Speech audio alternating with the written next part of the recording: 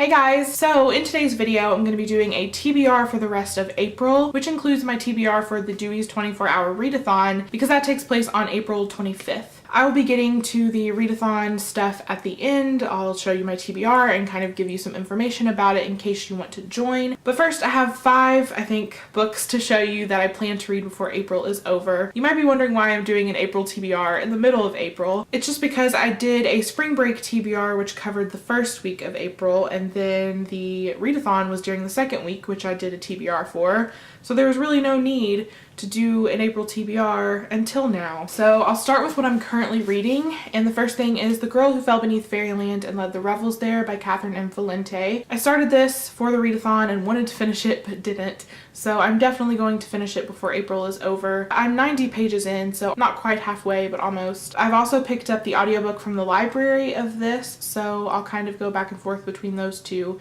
to finish it. I'm currently reading an ebook that was sent to me for review, and that is The Beginning of Never, which is by O.E. Baroni. I hope that I'm saying that correctly, but I am only a couple chapters into this one, but it's one I definitely want to finish this month. Then I have a book that I picked up like in the middle of March and just haven't been able to get back into because I kept getting distracted by other books, and that is Wuthering Heights by Emily Bronte.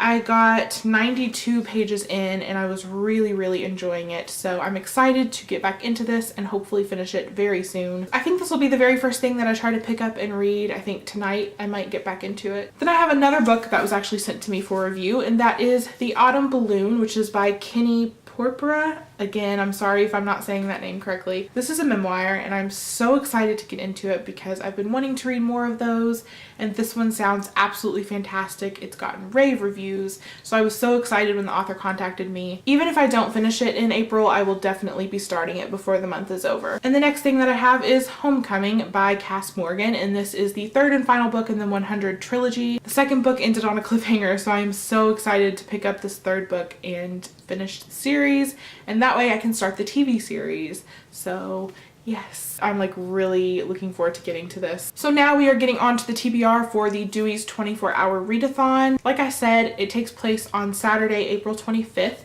and it's what it sounds like. It takes place over 24 hours.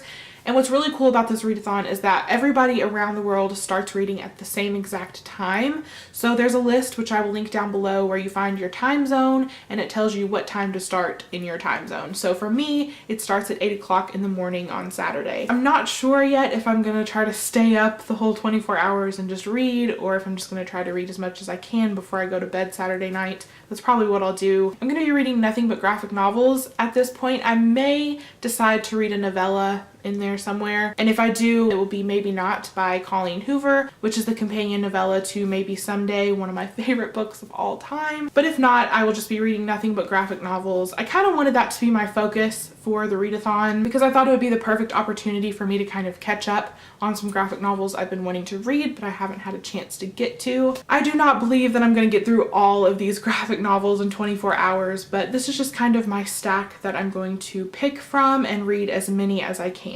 These first 3 things that I'm going to show you, I will definitely be reading. They will be the very first things I'll pick up. I've been talking about reading these first 2 in quite a few videos for a while now. I still haven't gotten to them yet, so they will be the very first things I pick up.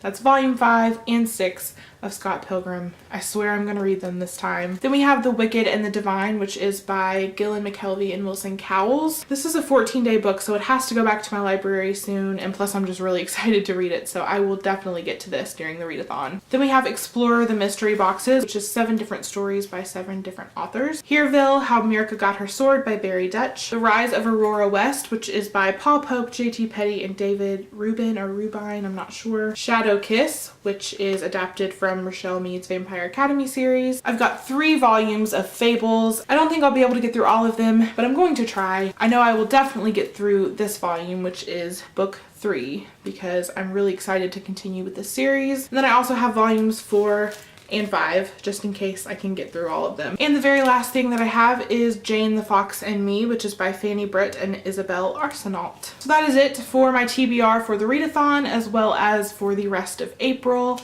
I hope you guys enjoyed this video, and I'll see you in the next one. Bye!